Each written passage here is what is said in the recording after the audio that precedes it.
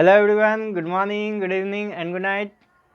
हम लोग पढ़ रहे थे ऑप्टिक्स और ऑप्टिक्स में वीडियो लेक्चर नंबर 6 तक मैंने अपलोड कर दिया है, बता दिया है, तो जो नहीं देखे हैं देख लीजिएगा।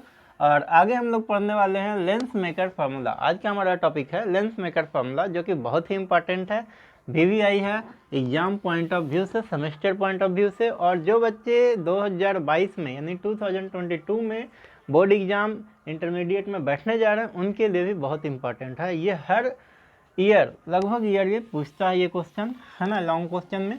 तो इसको अच्छे तरीके से आप क्लियर कर लीजिएगा ताकि आपका मार्क्स बढ़ जाए, छूटे नहीं क्वेश्चन। चलिए देखते हैं क्या है लेंस मेकर फॉर्मूला और किस चीज़ के बारे में ये इंफॉर्मेशन देता है ना। तो लेंस मेकर फार्मूला जो है, लेंस के focal length f, refractive index n और रेडियस ऑफ कर्वेचर r1 और r2 के बीच के रिलेशन को इस्टेब्लिश करता है, बताता है। इसको हम लोग लेंस मेकर फार्मूला के नाम से जानते हैं। चलिए इसको हम लोग ड्राइव करते हैं अच्छे तरीके से कॉपी में इसका नोट्स बना लीजिएगा ताकि समझ में आ जाए। लेंस द इक्वेशन और फार्मूला, लिखिएगा इसको अच्छे तरीके से। द इक्वेशन और formula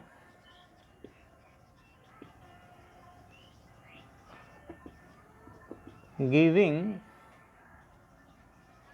relationship between focal length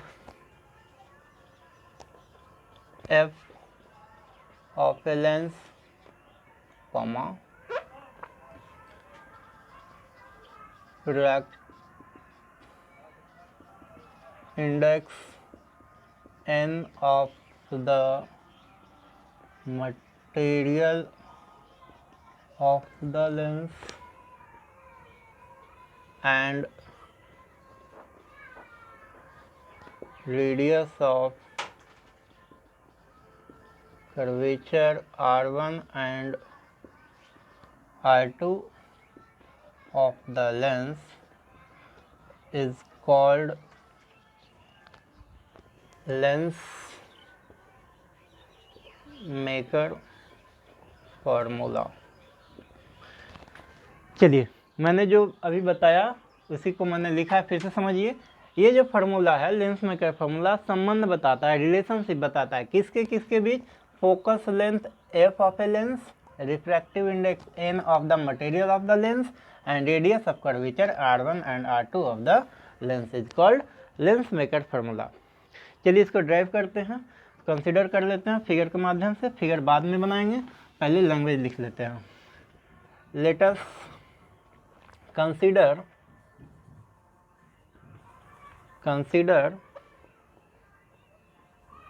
a lens of fluid reactive index n2 placed in a medium of fluid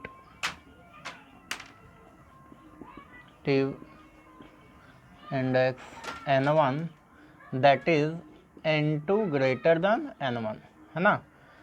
bonded by two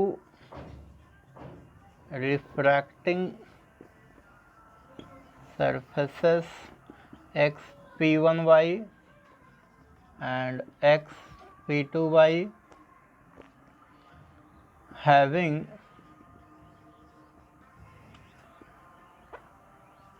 their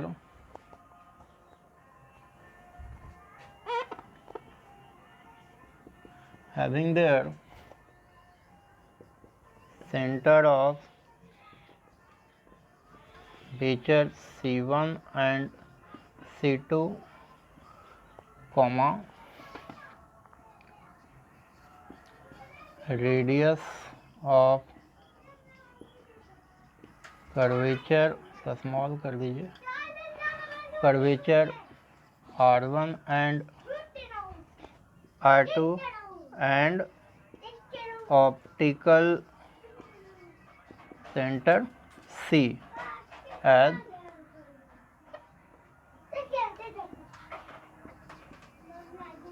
Son below, है ना। देखते हैं इसके फिगर के माध्यम से। मैंने कंसिडर कर लिया, मान लिया कि कोई लेंस है जिसका एब्सोल्यूट रिफ्रैक्टिव इंडेक्स n2 है, वो जिस मीडियम में रखा गया उसका एब्सोल्यूट रिफ्रैक्टिव इंडेक्स n1 है, और वो उसका जो बॉन्डेड है, हमारा जो लेंस का बाउंड्री है वो बॉन्डेड है दो रिफ्रैक्टिंग सरफेसेस से, इस तरह से x p1 बाई और x p2 बाई से, having their centre of curvature C1 and C2।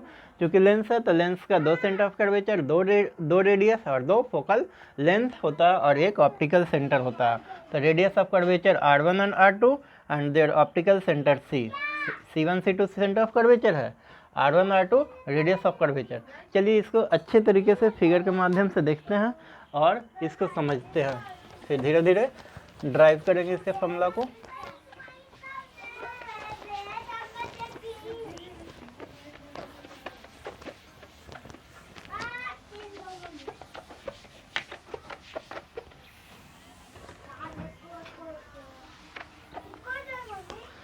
Figure को अच्छा तरीके से बनाइएगा और समझिएगा ताकि आगे दिक्कत ना हो समझने में। एक एक करके मैं सारी चीज़ों को क्लियर करूँगा। देखिए मैंने बताया दो रिफ्रैक्टिव इंडेक्स है ना, रिफ्रैक्टिव इंडेक्स एक मीडियम का, तब मीडियम का n1 मान लिए, इधर भी मीडियम है, ये मीडियम का रिफ्रैक्टिव इंडेक्स, ये लेंस है तो लेंस का refractive index absolute refractive index n2 माने, यहाँ पे लिख दीजिए, है ना। दो refracting surfaces x p1 by x p2 by, ठीक है। सेंटर ऑफ कर्वेचर C2, इधर C1 मान लीजिए, और सेंटर ऑफ कर्वेचर से ऑप्टिकल सेंटर के बीच का जो डिस्टेंस होता है इसको हम लोग रेडियस ऑफ कर्वेचर R2 के नाम से जानते हैं, और ये हो जाएगा हमारा R1, ठीक है। चलिए आगे देखते हैं। यहाँ से इसको ऐसे डॉटेड लाइन से दिखा दें, इसको B नाम दे दें, और इस तरह से इसको भी आप दिखा दें डॉटेड लाइन से, इसका नाम A दे दें। चलिए अब हम एक ऑब्जेक्ट लेते हैं, मान लेते हैं ऑब्जेक्ट O है, इसका इस तरह से इमेज आपको बनाना है। एक वर्चुअल इमेज यहाँ से बना दें, इसका नाम I1 और एक रियल इमेज बना दें, इसका नाम I दे दें। अब देखिए यहाँ पे I जो ऑप्टिकल सेंटर से I का बीच का जो डिस्टेंस होगा इसको इमेज डिस्टेंस V नाम देंगे, और ऑप्टिकल सेंटर से I1 के बीच का जो डिस्टेंस होगा इसका नाम इमेज डिस्टेंस V1 नाम देंगे। चलिए यहाँ से ऑब्जेक्ट का डिस्टेंस कंसीडर कर लीजिए, ऑब्जेक्ट डिस्टेंस U। इस फिगर को अच्छे तरीके से बनाइएगा और समझिएगा, तभी जाकर के अब यहाँ पे सवाल खड़ा होता है कि सर आई दो इमेज क्यों बनाया। तो दो रिफ्रैक्टिंग सरफेसेस है, एक XP1 बाई के लिए और दूसरा XP2 बाई के लिए, इसलिए यहाँ पे दो इमेज बना, एक I और एक I1। अब चलिए इसको हम अच्छे तरीके से ड्राइव करते हैं दोनों सरफेसेस के लिए, इसके बाद फार्मूला को आगे हम लोग बढ़ाते चलते हैं।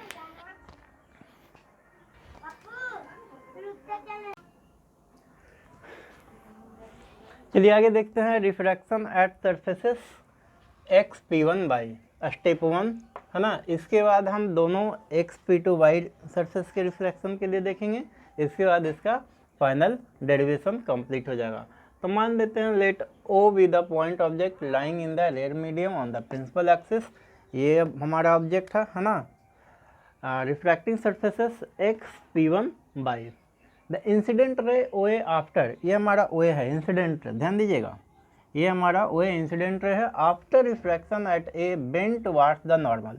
अगर हम यहाँ पे नॉर्मल खींचे, ये मेरा नॉर्मल है ना, तो देखिए नॉर्मल ये है, और इसको जाना था इधर आगे, लेकिन ये मुड़ जाएगा, क्योंकि रिफ्रैक्शन के जो लॉ है, क्या है लॉ, कि जब प्रकाश विरल माध्यम से सघन माध्यम में जाता है तो अभिलंब की ओर मुड़ जाता है। तो देखिए बेंड कर गया C1 की ओर toward the normal AC1 and meets, AC1 की ओर मुड़ गया and meets the principal axis at I1, यहाँ पे मिल रहा है। कहता है if the second surface XP2 we are not present, देखिए यहाँ पे सेकेंड रिफ्रैक्टिव सरफेस नहीं दिखाया गया है ना, where not present, so I1 is the real image of the object O। तो ये जो होगा O ऑब्जेक्ट का रियल इमेज होगा, है ना। इसके लिए रिफ्रैक्शन फार्मूला के अनुसार जो इसका फार्मूला होगा, क्योंकि ये कहाँ लाइज कर रहा है, तो एयर में, इमेज कहाँ लाइज कर रहा है, एयर में, और ऑब्जेक्ट भी हमारा क्या है, रेयर मीडियम एयर में, in the object lies in the rare medium. तो इसके लिए हमारा फॉर्मूला N2 क्या है, रिफ्रैक्टिव इंडेक्स इसका लेंस का, और V1 image distance minus N1 refractive index air का divided object distance U equal to N2 minus N1/R1। ये याद रखिएगा, ये फार्मूला रिफ्रैक्शन के लिए है ना। और यही फार्मूला फिर से एक और अप्लाई करेंगे दूसरे सरफेसेस के लिए। इसके बाद हम लोग आगे इसका डेरिवेशन कंप्लीट कर देंगे। इस फार्मूला को आप रिमेंबर कर लीजिएगा। देखिए हम इसको फिर से समझा देते हैं। N2/V1, N2 क्या है, refractive index of lens, V1 object distance, N1 क्या है, N1 refractive index of air जिस मीडियम में रखा गया लेंस को, और U क्या है, object distance equal to N2 minus N1/R1। R1 क्या है, रेडियस ऑफ कर्वेचर यहाँ से इसका, और R2 इधर था रेडियस ऑफ कर्वेचर।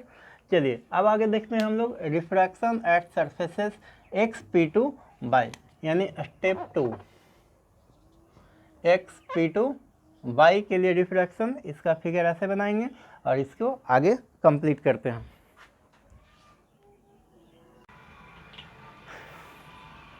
चलिए नेक्स्ट देखते हैं हम लोग refraction through surfaces XP2 by, है ना। Refraction at surfaces XP2 by, देखिए यहाँ पे the ray AB refracted by the first surfaces XP1 Y is refracted at B by the second surfaces XP2 Y. यहाँ से जो रिफ्रैक्शन हो रहा था हमारा, ध्यान दीजिएगा, पहला फिगर ऑब्जेक्ट OA था, है ना। यहाँ से इस रे का OA का 2 बार रिफ्रैक्शन होगा, एक बार इस सरफेस से और दूसरा इस सरफेस से, है ना। इसी के लिए देखिए लिखा गया B at the second is refracted at B यहाँ पे पॉइंट लिखे थे, इस पॉइंट पर रिफ्रैक्शन होगा by the second surfaces XP2 Y and is finally meets the principal axis at I। The point I1 acts as a virtual object, I1 होगा placed in the denser medium. अब ये जो I1 यहाँ पे image बना था, ये virtual object की तरह काम करेगा। किसके लिए, इस रिफ्रैक्टिंग सरफेसेस के लिए ये ऑब्जेक्ट बन जाएगा और इसका फाइनल इमेज I यहाँ पे बनेगा, है ना। The point I1 acts as a virtual object placed in the denser medium for the spherical surfaces XP2 by now. It is a situation with, ये कैसा सिचुएशन है, वो ये वैसा सिचुएशन है जिसमें इस बार ऑब्जेक्ट कहाँ रखा हुआ है, तो डेंसर मीडियम में, and image is formed in the rare medium. Image कहाँ बन रहा है, रेयर मीडियम में, क्योंकि ये यहाँ पे दिखाया गया, लेकिन कंसिडरेशन है कि ये जो इमेज बन रहा है फर्स्ट केस वाला, वो डेंसर मीडियम में है ना। और इस सरफेस के लिए ये डेंसर मीडियम में ऑब्जेक्ट की तरह काम कर रहा है और इसका फाइनल इमेज I यहाँ बन रहा है ना। तो आगे देखिए, placed in the denser medium and image is formed in the rare medium. तो रेयर मीडियम ऑब्जेक्ट इस बार कहाँ, डेंसर मीडियम में, इमेज कहाँ बन रहा है, रेयर मीडियम में। इसके लिए हम ये फार्मूला लिख लेंगे N2/V1 माइनस के साथ, है ना। इसको ऐसे भी आप लिख सकते हैं N1/V minus N2/V1 equal to N1 minus N2/R1। N2 क्या है, तो refractive index of denser medium, इस बार ऑब्जेक्ट देखिए कहाँ, डेंसर मीडियम में, और V1 ऑब्जेक्ट डिस्टेंस यहाँ से यहाँ V1 था, तो V1 लिख दिए, प्लस N1 इमेज डिस्टेंस, इस बार इमेज कहाँ बन रहा है, तो फाइनल यहाँ पे N1 रेयर मीडियम में बन रहा है, इसलिए इसका N1 और V image distance equal to N1 minus N2/R2। अब क्या करेंगे, दोनों इक्वेशन को ऐड कर देंगे, है ना। इसमें कुछ नहीं किया है, या माइनस निकाल दिए हैं, तो N2 माइनस N1/R2 हो गया। अब इक्वेशन 1 और इक्वेशन 2 को ऐड कर देंगे। तो देखिए इक्वेशन 1 पहले 2 यहाँ पे लिख दिए, माइनस N2/V1 प्लस N1/V, और इसको ऐड करना। इक्वेशन 1 में मेरा पहले ये है, पहले से हम ड्राइव करके रखे हैं, minus N1/U plus N2/V1 equal to, right side वालों को राइट साइड के साथ ऐड करेंगे, लेफ्ट साइड वालों को लेफ्ट साइड के साथ।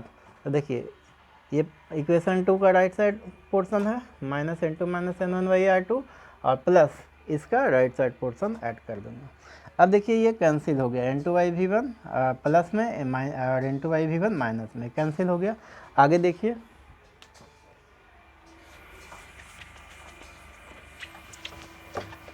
इसका फिगर के माध्यम से और अच्छे तरीके से समझिएगा।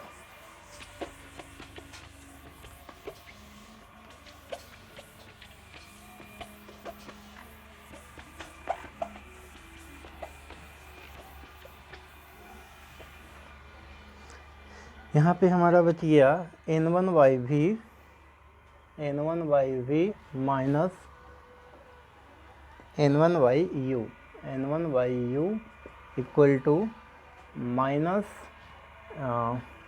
नहीं, इसको कॉमन ले लीजिए, n2 माइनस n1 को, और इसको अंदर में इस तरह से भेज दीजिए 1/r1 माइनस 1/r2। चलिए ठीक है। अब जो है क्या करना है, n1 कॉमन ले लीजिए, तो n1 कॉमन ले लेंगे तो क्या बचेगा 1/v minus 1/u equal to n2 minus n1 1/r1 minus 1/r2। अब इसको यहाँ पे डिवाइड कर दीजिए, तो 1/v minus 1/u equal to n2 divided n1 and n1 divided n1 1/r1 minus 1/r2। अब ये कैंसिल हो जाएगा, कट जाएगा, तो कितना बचा 1/v minus 1/u equal to n2/n1 minus 1 और 1/r1 माइनस 1/r2। चलिए इसको देख लीजिए आप अच्छे तरीके से।